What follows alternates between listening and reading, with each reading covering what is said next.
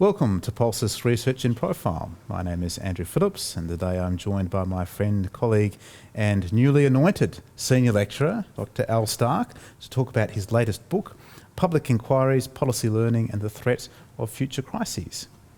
Alastair. Hi. Welcome. So first things first, just really curious to get a sense of what was it that motivated you to write this book? I've always been interested in crisis, disaster. Because you're a pretty laid-back guy, that's all. I love when things go wrong. Okay. That's my passion, to analyse crisis, disasters, policy failures, all the bad things in the world from a policy and political science perspective. And I've always been fascinated by how we learn from crisis, whether we learn from crisis, and the mechanisms through which we try and understand what went wrong. And public inquiries are the key mechanism. And what you find when you think about public inquiries and you read social science scholarship, but also wider commentaries in the media, what you find is a real pessimism about these institutions that basically says they're costly wastes of time that illuminate very little when it comes to lesson learning. And this kind of long-running commentary has always fascinated me because there's not much evidence for it. Okay. When you dig deeper under the commentaries, both in the media and also in the academy, there's not a great deal of evidence that says, you know, here's how we can show inquiries don't work. So I've always wanted to write this book because I've always wanted to try and develop evidence either for or against that argument. So the book is a response to that conventional wisdom, and it's me trying to say you can't have those two things. You can't have conventional wisdom that says this is an ineffective mechanism, but no scholarship or evidence that really supports that position.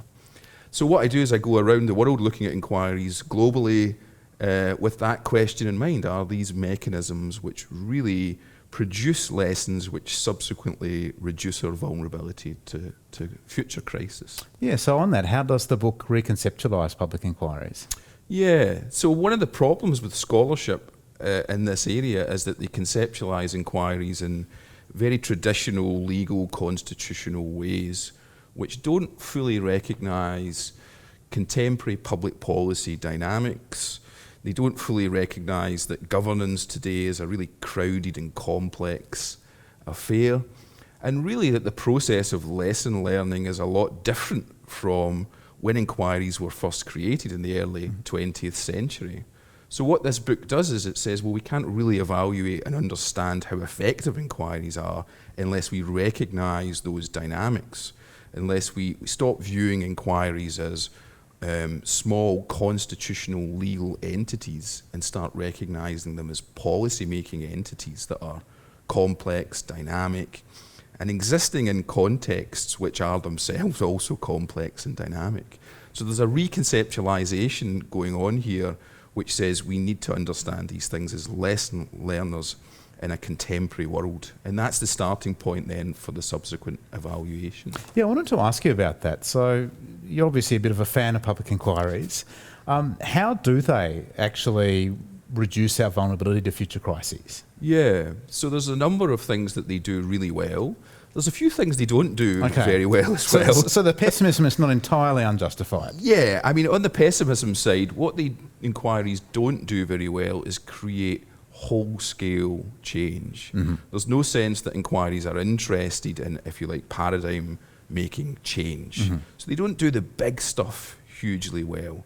But what they do is they produce large amounts of what I call instrumental policy learning. These are specific instruments which are designed to improve how you plan for crisis, how you respond to crisis. And what the book shows in case studies from around the world is inquiries producing these instrumental lessons, governments again around the world implementing these lessons, producing these new instruments.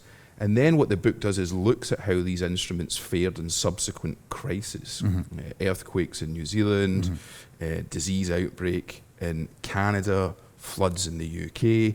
And it looks at these subsequent case studies and sees how those instruments fared. And it comes out with an argument that these instruments worked incredibly well and reduced vulnerability and enhanced resilience.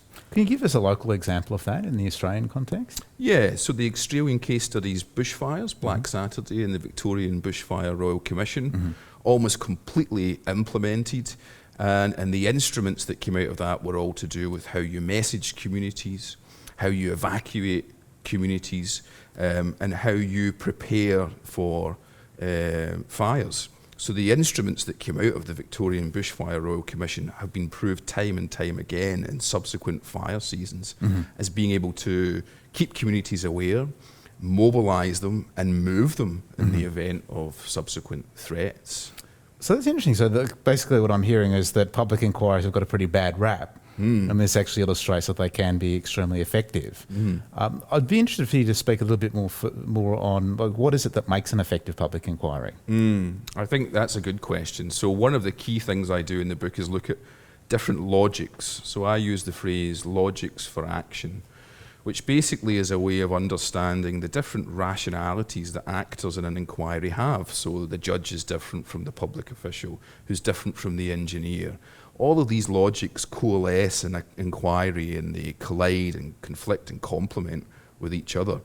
But if you drill down into what logics work effectively in terms of lesson learning, it's really the logic of the public manager.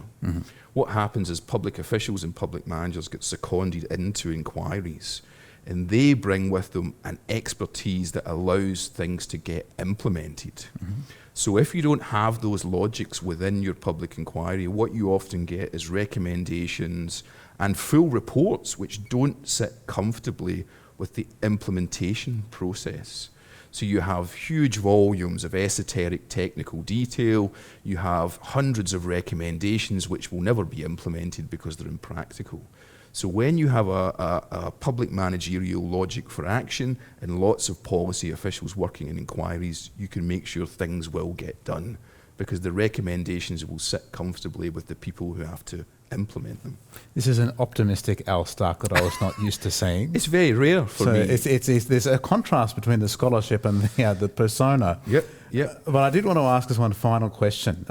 If inquiries are all they are cracked up to be, then why is it that we see similar problems continuing to manifest themselves even after these inquiries have occurred? Yeah, that's a great question because most of the media commentary that you see would make that point, that we continue to see cyclical problems, that we continue to see the same crises repeated across time. And their response is to blame inquiries and say that governments don't learn lessons. But in the book, what I'm saying is, well, that's wrong. Inquiries learn lessons, things do get implemented, but there's two reasons why we still see these cyclical problems. One is that governments forget. Institutional amnesia is rife. So as soon as you get lessons implemented, they start to be forgotten across time. And there's a huge number of things which are innate to public sector agencies that wipes memory. So we see amnesia taking good lessons and eroding them across time, because an inquiry has to be remembered 10 years down the line. It's a form of prospective memory. Amnesia wipes that prospective memory. So that's the first reason. The second reason is that inquiries are really central government creatures. They operate at the centre, but a lot of their recommendations have to trickle down into the lowest levels of government, local councils, fire services, police stations.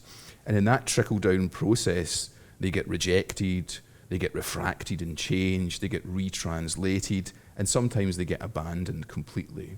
And at that process of going from central government to the street level often changes their nature and means that they don't always get implemented at those levels. Well, you've achieved something quite remarkable, apart from publishing your first book, which congratulations, by the way. Thank you. And that is to get an international relations nerd like me genuinely interested in public policy. Well, so that's the secret agenda. It's quite a feat, but congratulations again on the book, and thanks again for joining us for Research and Profile. Thank you very much.